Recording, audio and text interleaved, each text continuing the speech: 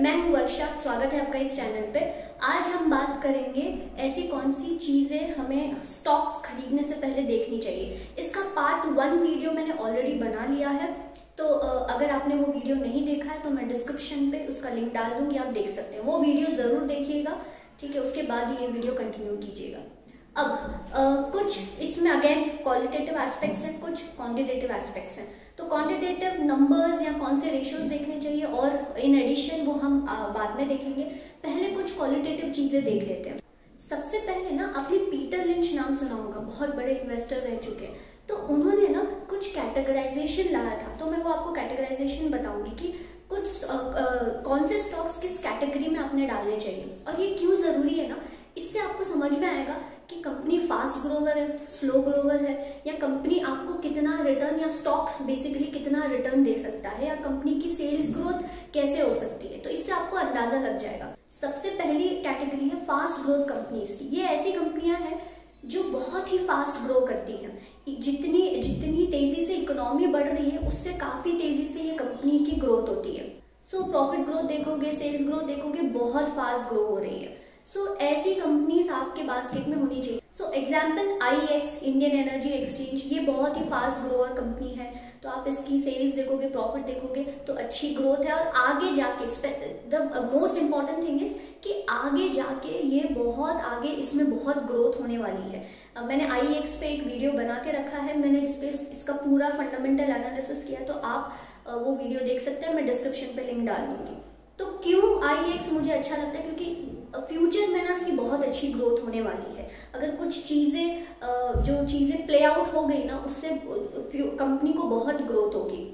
सो ऐसे केस में ये होती है फास्ट ग्रोअर कंपनीज की। इकोनॉमी से ज्यादा ये कंपनियां ग्रो करती हैं। तो जैसे मैंने कहा कि ये कैटेगराइजेशन क्यों इंपॉर्टेंट है, इससे आपको समझ में आएगा कि आप कंपनी से क्या एक्सपेक्ट कर सकते हो, आपको कितने रिटर्न्स एक्सपेक्टेशंस है, या इससे समझ में आएगा कि आगे जाके आप कंपनी से कितनी वॉल्यूम ग्रोथ या कितनी सेल्स ग्रोथ एक्सपेक्ट कर सकते हो। नेक्स्ट कैटेगरी है स्टारवर्ड्स। ये ऐसी कंपनियां होती है, ये लार्ज कैप कंपनियां होती है जो जितना इकोनॉमी ग्रो कर रही है उतना ही ये कंपनियां ग्रो करती है। ऐसी कंपनियां भी 1-2 कंपनियां या 1-2 स्टॉक आपके पोर्टफोलियो में होना अच्छी बात है। नेक्स्ट कैटेगरी है स्लो ग्रोवर्स की। अब ये ऐसी कंपनियां होती है जो मतलब बहुत ही स्लो ग्रोथ कंपनियां होती है, या इनके पास रूम ही नहीं होता ग्रो होने के लिए। यहाँ पे ग्रो होने के लिए एरियाज ही नहीं होती है। तो ये कंपनियां आपको बहुत सस्ते में मिल जाएगी, लेकिन आगे ग्रोथ ही नहीं है। अब सस्ते में मिलने से, अब जैसे सस्ते में तो मिल जाएगी लेकिन ग्रोथ ही नहीं है, तो आप उस कंपनी में इन्वेस्ट करके क्या करोगे। और इसमें क्या होता है ना कि अगर आप ऐसी कंपनी में जस्ट बिकॉज वो सस्ते में मिल रही है और ग्रोथ नहीं है, ऐसी अगर कंपनी आप ले लेते हो, तो यहाँ पे अपॉर्चुनिटी कॉस्ट कॉन्सेप्ट आ जाता है। मतलब यही पैसा आप स्लो ग्रोअर कंपनी में डालने से अच्छा कोई अच्छी कंपनी में डालते तो वहां ज्यादा आपका पैसा बन जाता, राइट। सो आपको इन्वेस्टिंग में ना अपॉर्चुनिटी कॉस्ट देखना बहुत जरूरी है कि क्या मेरे पास अगर 2 कंपनियां हैं, एक स्लो ग्रोअर है, एक अच्छी एवरेज ग्रोथ कंपनी है, या फास्ट ग्रोथ कंपनी है, तो मेरे पास पैसा सिर्फ 10,000 है, तो भले ही मुझे स्लो ग्रोअर कंपनी सस्ते में मिल रही है, लेकिन क्या मैं उस कंपनी में पैसा डालूं, क्योंकि अगर मैं यहाँ पैसा डालती हूँ तो मैं वो अपॉर्चुनिटी मिस कर लूंगी जो फास्ट ग्रोअर कंपनी है, राइट। सो ये आपको चीजें, ये आपको हमेशा आप देखोगे कि ऐसा आप इस कंफ्यूजन में या इस डिलेमा में रहोगे कि आपको ये सिचुएशन हमेशा आपको दिखाई देगी। सो ऐसे केस में यू हैव टू डिसाइड कि आप स्लो ग्रोअर कंपनी के पास जाओगे या फास्ट ग्रोअर कंपनी के पास जाओगे। अब सबसे इंपॉर्टेंट चीज कैसे समझ में आएगा कि ये स्लो ग्रो कंपनी है, ये स्लो ग्रोथ कंपनी है, ये फास्ट ग्रोअर कंपनी है। जब आपको बिजनेस मॉडल समझेगा ना, तो आपको समझ में आएगा कि यार आगे इस कंपनी की ग्रोथ ही नहीं है, राइट। या आप थोड़े फाइनेंशियल्स देखोगे ना, तो भी आपको समझ में आ जाएगा। आपको बिजनेस मॉडल समझ में आ गया ना, उसके बाद आपने मैनेजमेंट के इंटरव्यूज पढ़े, फिर एनुअल रिपोर्ट पढ़ी, वहाँ पे एनुअल रिपोर्ट में ना आपको खजाना मिल जाएगा, सब कुछ वो आपको वहाँ पे बताएंगे, ठीक है। उनके इंटरव्यूज पढ़िए तो आपको समझ में आएगा कि मैनेजमेंट फ्यूचर के बारे में क्या सोच रहा है। और मैनेजमेंट जब आपको फ्यूचर के बारे में बताता है ना, तो आपको एक अंदाजा आ जाएगा कि आगे इस कंपनी की ग्रोथ क्या है, राइट। सो ये था slow Grover companies. Next category है सिक्लिकल कैटेगरी। यहाँ ऐसी कंपनीज होती है जो कमोडिटीज में बेसिकली डील करती हैं। तो यहाँ पे क्या होगा कि कमोडिटी का प्राइस जब बढ़ता है या कमोडिटी का प्राइस जब कम होता है, तो आपके फाइनेंशियल्स भी वैसे आपको ऊपर नीचे दिखाई देंगे। तो कैसे समझ में आएगा कि ये सिक्लिकल कंपनी है। तो आप वो उस कंपनी का 10 साल का चार्ट देख लो, सेल्स का चार्ट देख लो, सेल्स ऊपर नीचे आपको दिखेंगी। फिर मार्जिन्स देखोगे तो वॉलेटाइल दिखेंगे, कभी अच्छे कभी बुरे, ठीक है। फिर अगर स्टॉक चार्ट देखोगे तो वो भी ऊपर नीचे दिखाई देगा। ऑयल कंपनीज जो होती हैं ये एक सिक्लिकल कंपनियां होती है। सो जैसे कमोडिटी ऊपर नीचे होती है वैसे स्टॉक प्राइस भी इसका ऊपर नीचे होता है। तो स्टॉक बेसिकली कमोडिटी के साथ चलता है। तो यहाँ पर ना सिक्लिकल कंपनियों में सबसे ज्यादा इंपॉर्टेंट ये है कि आप गलत टाइम पे उसमें एंटर ना कर लो। आप अगर एकदम ही पीक पे एंटर कर लोगे तो आप फंस जाओगे, राइट। तो सिक्लिकल में आपको सही टाइमिंग में एंटर होना बहुत ज्यादा जरूरी हो जाता है। तो आपको समझ में आना चाहिए कि जो आप कंपनी में इन्वेस्ट कर रहे हो क्या वो सिक्लिकल कंपनी है, क्या वो फास्ट ग्रोवर कंपनी है, क्या वो स्लो ग्रोवर कंपनी है। नेक्स्ट कैटेगरी होती है टर्न अराउंड कंपनीज। अब ये वो कंपनियां होती है जो है तो लॉसेस में या पहले लॉसेस में थी और अब टर्न अराउंड आने वाला है। अब यहाँ पर ना बैठ करना बहुत ही रिस्की हो जाता है कि आपको लग रहा है टर्न अराउंड आने वाला है लेकिन अगर नहीं आया तो, राइट। सो बहुत लोग यस बैंक को बोल रहे हैं कि एक टर्न अराउंड आने वाला है, कुछ लोग बोल रहे हैं कि नहीं यस बैंक चला गया, डूब गया, या कुछ लोग बोल रहे हैं कि नहीं यस बैंक एक टर्न अराउंड स्टोरी हो सकती है। सो ये टर्न अराउंड होता है कि लॉसेस में है, आपको लग रहा है आगे जाके टर्न अराउंड होने वाला है या कुछ चीजें बदल सकती है। फिर नेक्स्ट चीज ये देखिए कि कंपनी नया क्या कर रही है, कौन से नए प्रोडक्ट्स ला रही है और उन नए प्रोडक्ट्स में क्या ग्रोथ है, ठीक है। ये आपको कैसे समझ में आएगा? एनुअल रिपोर्ट देखिए, कंपनी अपने फ्यूचर के बारे में बताती रहती है, राइट। सो नए प्रोडक्ट से कैसी ग्रोथ प्ले आउट हो सकती है ये आप देख सकते हैं। फिर देखिए कि केपेक्स कंपनी का क्या चल रहा है, मतलब कि कंपनी के पास एक फैसिलिटी है, ठीक है, वो पूरे फुल यूटिलाइजेशन पे काम कर रही है लेकिन फिर भी कंपनी केपेक्स नहीं कर रही है। क्यों? क्या कंपनी केपेक्स इसलिए नहीं कर रही है कि उसको ग्रोथ नहीं लग रही है आगे? तो क्या रीजन है कि कंपनी केपेक्स नहीं कर रही है? क्योंकि अगर आपका प्लांट एग्जिस्टिंग प्लांट 100% यूटिलाइजेशन पे काम कर रहा है तो आपने तो नया प्लांट लगाना चाहिए, राइट। तो कंपनी क्यों नया प्लांट नहीं लगा रही है? अगर कंपनी नया प्लांट लगा रही है, कंपनी केपेक्स अनाउंस कर रही है, फिर तो अच्छी बात है, फिर हमें समझ में आ रहा है कि आगे कंपनी को उन प्रोडक्ट्स में ग्रोथ दिख रही है। तो केपेक्स प्लान कंपनीज का जरूर देखिए। एनुअल रिपोर्ट में ना मैनेजमेंट डिस्कशन एंड एनालिसिस पढ़िए, यहाँ पर ना बहुत सारी इंफॉर्मेशन आपको मिल जाएगी। कंपनी बहुत कुछ बताएगी, कंपनी इंडस्ट्री के बारे में बताएगी, कंपनी इंडियन इकोनॉमी के बारे में बताएगी, कंपनी अपने प्रोडक्ट्स और अपनी ग्रोथ के बारे में बताएगी, केपेक्स के बारे में बताएगी और कंपनी वॉल्यूम्स के बारे में भी बताती है। कोई अगर कंपनी, आपको ये भी देखना है कि कंपनी का वॉल्यूम क्या बढ़ रहा है, क्योंकि वॉल्यूम बढ़ना बहुत जरूरी है अपने प्रोडक्ट्स का, राइट। सो वॉल्यूम ग्रोथ देखिए कंपनी की कैसे हो रही है। तो ये सब आपको एमडीए मतलब जो मैनेजमेंट डिस्कशन एनालिसिस है वहां पे आपको ये सारी चीजें मिल जाएगी। फिर ना आप रिस्क भी देखिए कि हर बिजनेस, देखो कितना भी अच्छा बिजनेस हो, हर बिजनेस को रिस्क फैक्टर्स तो होते ही है। तो आपको एनुअल रिपोर्ट में समझ में आ जाएगा कि कंपनी को कौन से रिस्क है और कंपनी उस रिस्क को मिटिगेट करने के लिए क्या कर रही है, मतलब कंपनी रिस्क को मैनेज कैसे कर रही है। फिर ये चेक करो प्रमोटर की होल्डिंग है कि नहीं कंपनी में, प्रमोटर कितना परसेंटेज शेयर होल्ड करता है। फिर ये भी चेक करो कि क्या प्लेज तो नहीं है वो शेयर्स। फिर ये चेक करो कि जो रिलेटेड पार्टी ट्रांजैक्शंस अगर कंपनी में बहुत है, क्या थोड़े बहुत related party transaction at arm's length चल जाता है, लेकिन अगर कंपनी के रिलेटेड पार्टी ट्रांजैक्शंस बहुत ज़्यादा है, जो की मैनेजर पर्सन है उनके साथ कंपनी बहुत ज़्यादा ट्रांजैक्शंस कर रही है, रेम्यूनरेशन डिविडेंड्स ठीक है, लेकिन अगर एक्सेसिव रिलेटेड पार्टी ट्रांजैक्शंस हैं या कुछ प्रमोटर की कुछ अलग कंपनियां हैं उनके साथ अगर कंपनी रिलेटेड पार्टी ट्रांजैक्शन कर रही है क्या, तो अगर एक्सेसिव रिलेटेड पार्टी ट्रांजैक्शंस रहे, बड़े नंबर के रिलेटेड पार्टी ट्रांजैक्शंस रहे, तो ये थोड़ा रेड फ्लैग हो सकता है। फिर ना कंपनी के एक्सपेंसेस चेक करो कि कंपनी के एक्सपेंसेस क्या बढ़ रहे हैं।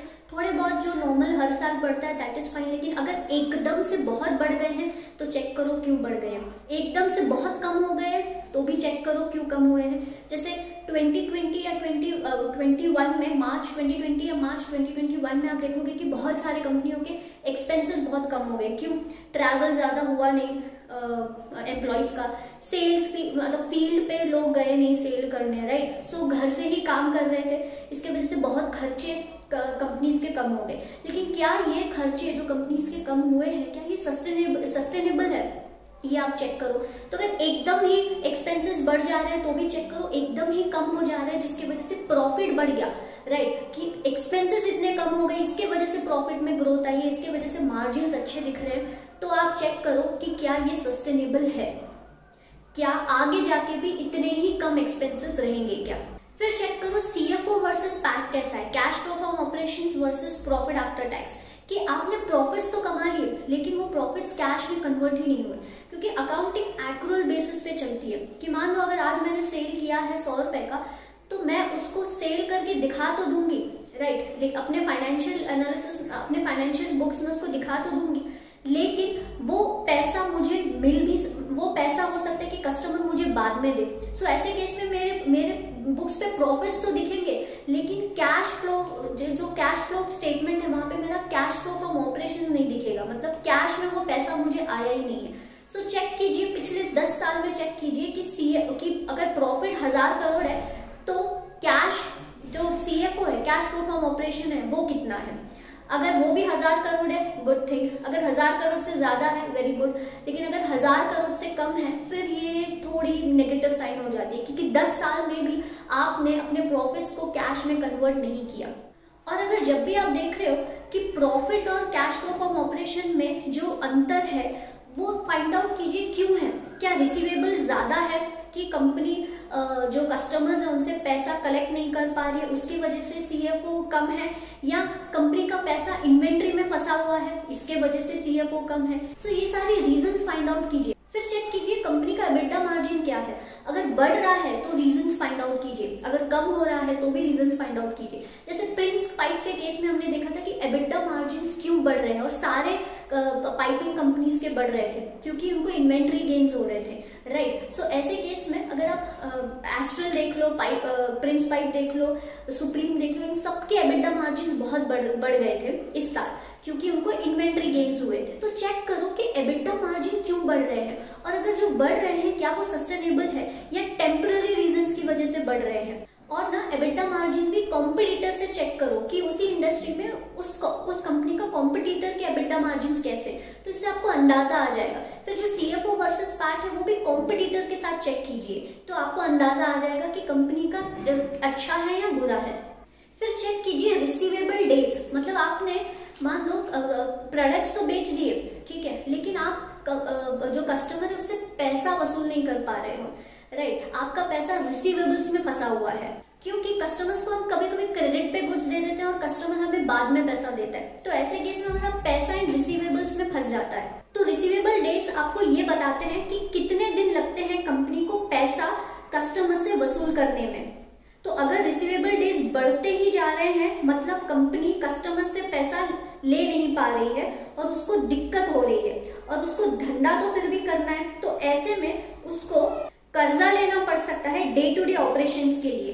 तो रिसीवेबल डेज आपको ज्यादा कब दिखेंगे, अगर आपकी कंपनी का गवर्नमेंट के साथ बिजनेस है तो गवर्नमेंट से पैसा आने में थोड़ा लेट हो जाता है। तो जब आपके प्रोडक्ट में कोई डिफरेंशिएशन है नहीं, वही प्रोडक्ट कोई और भी सप्लायर प्रोवाइड कर सकता है, तो ऐसे केस में कस्टमर को आप, ताकि वो कस्टमर आपके साथ रहे, इसलिए आपको उसको क्रेडिट पीरियड ज्यादा देना पड़ता है, राइट। अगर रिसीवेबल डेज बिलो 30 है तो ये तो बहुत अच्छी बात होती है, और ये कब होता है, जब आपके प्रोडक्ट डिफरेंशिएटेड प्रोडक्ट हो, इस केस में आपको पैसा जल्दी भी मिलता है। अब इसको ना कॉम्पिटिटर के साथ भी चेक कीजिएगा, क्योंकि क्या होता है ना, कभी कभी इंडस्ट्री ही ऐसी होती है कि आपको ज्यादा क्रेडिट पीरियड देना पड़ता है। तो कॉम्पिटिटर के साथ चेक करोगे कि कॉम्पिटिटर के कैसे हैं रिसीवेबल डेज, तो उसके हिसाब से आपको समझ में आ जाएगा कि आपकी कंपनी के रिसीवेबल डेज अच्छे हैं या बुरे हैं। फिर चेक कीजिए इंटरेस्ट कवरेज रेशियो, ये आपको बताता है कि क्या कंपनी के पास इनफ ऑपरेटिंग प्रॉफिट्स है कि वो अपना इंटरेस्ट सर्व कर सके, कि अगर कंपनी के पास डेट है तो उसको इंटरेस्ट पे करना ही पड़ेगा,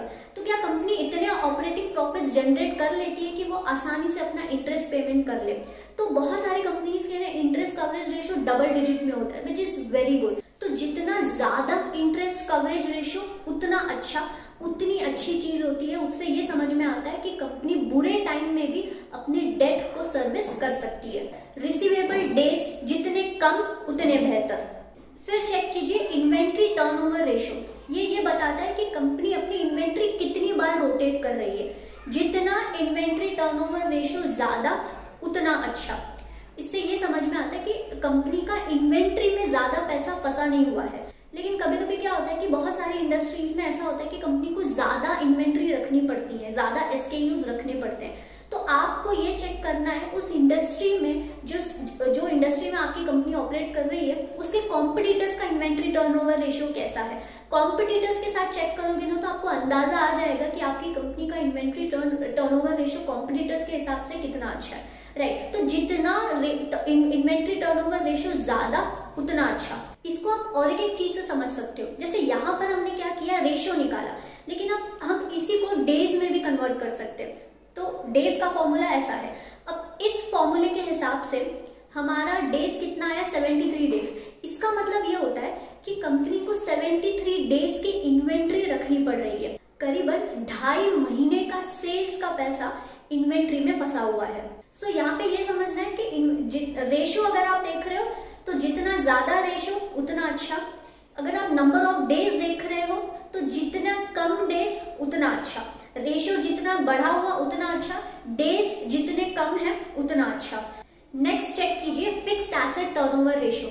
ये बताता है कि कंपनी अपने फिक्स्ड एसेट्स को कितने अच्छे से यूटिलाइज कर रही है। तो अगर फिक्स्ड एसेट टर्नओवर रेशियो 2 है, इसका मतलब हर 1 रुपया जो कंपनी इन्वेस्ट कर रही है प्लांट एंड मशीनरी पे, उससे वो 2 रुपए का सेल्स जनरेट कर रही है। तो जितना फिक्स्ड एसेट टर्नओवर रेशियो ज्यादा उतना अच्छा।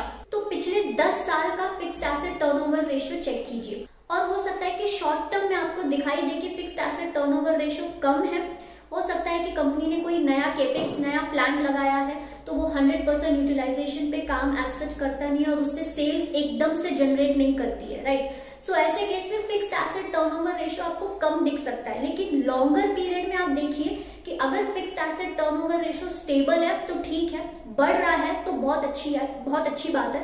लेकिन अगर लॉन्गर टर्म में फिक्स्ड एसेट टर्नओवर रेशियो कम है तो आप चेक, या कम होते जा रहा है तो आप चेक कीजिए कि क्यों कम होते जा रहा है। फिर ना चेक कीजिए कंपनी की कॉन्टिंजेंट लायबिलिटीज। मतलब क्या कि मान लो कंपनी के ऊपर कोई केस चल रहा है। सो ऐसे केस में अगर कंपनी वो केस जीत जाती है तब तो कोई दिक्कत नहीं है, लेकिन अगर कंपनी वो केस हार जाती है तो कंपनी को बहुत पैसा पे करना पड़ेगा। तो ये आपको फाइनेंशियल स्टेटमेंट्स में नहीं दिखेगा, ये आपको फुटनोट्स में दिखेगा। तो चेक कीजिए कंपनी के पास कॉन्टिंजेंट लायबिलिटीज है क्या। अगर बहुत ज्यादा ही कंपनी के पास कॉन्टिंजेंट लायबिलिटीज है तो आपको और उसको एनालाइज करने की जरूरत है। फिर चेक कीजिए कि क्या कंपनी अपनी अकाउंटिंग पॉलिसीज बार बार चेंज कर रही है क्या, कि हर साल आप देख रहे हो कि डेप्रिसिएशन पॉलिसी चेंज कर रही है, हर साल आप देख रहे हो रेवेन्यू रिकॉग्निशन पॉलिसी चेंज कर रही है। तो ये जो बार बार अगर कंपनी अपनी पॉलिसीज चेंज कर रही है, अकाउंटिंग पॉलिसीज चेंज कर रही है, तो ये थोड़ा नेगेटिव साइन हो जाता है। एक आधी बार चेंज किया दैट इज ओके, लेकिन हर साल आप देख रहे हो कि पॉलिसीज चेंज हो रही है, तो इसका रीजन ये हो सकता है कि पॉलिसी चेंज करने की वजह से फाइनेंशियल स्टेटमेंट्स में अफेक्ट पड़ता है कि प्रॉफिट्स कम ज्यादा दिख सकते हैं। तो क्या कंपनी सिर्फ पॉलिसीज इसलिए चेंज कर रही है कि उनके नंबर्स अच्छे दिखें। और एंड में मैं एक चीज बोलूंगी कि know your age. Peter lynch हमेशा ये बोलते हैं, जिस इंडस्ट्री के बारे में आपको कुछ नहीं पता, अगर आप उस इंडस्ट्री में इन्वेस्ट करोगे तो आप वहां पर, क्योंकि इंडस्ट्री के बारे में आपको कुछ पता नहीं है, आप ढंग से उसको एनालाइज नहीं कर पाओगे, तो ऐसे केस में आप फंस सकते हो। सो हमेशा जो इंडस्ट्री आपको समझ में आती है उन इंडस्ट्री की कंपनियों में आप इन्वेस्ट कीजिएगा। सो ये थे आज के पैरामीटर्स। आप मुझे कमेंट सेक्शन में लिख के जरूर बताइएगा कि आप कौन से पैरामीटर्स एडिशनली चेक करते हैं। उम्मीद करती हूँ ये वीडियो आपको अच्छा लगा होगा। अगर हाँ तो प्लीज इस चैनल को सब्सक्राइब कीजिएगा, वीडियो को लाइक और शेयर जरूर कीजिएगा। हम मिलेंगे नेक्स्ट वीडियो में, तब तक के लिए अपना ख्याल रखिए। जय हिंद एंड नमस्ते।